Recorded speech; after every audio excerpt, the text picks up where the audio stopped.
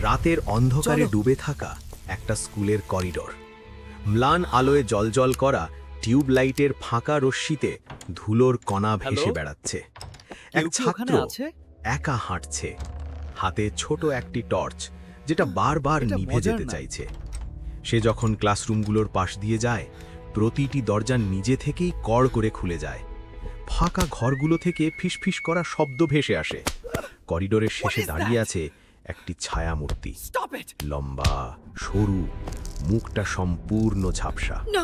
ছাত্রটি চোখের পলক ফেলতেই সেই ছায়া হঠাৎ আরো কাছে, তারপর আরো কাছে এসে যায়। ঠিক তখনই টর্চ পুরো উজ্জ্বল হয়ে জ্বলে ওঠে।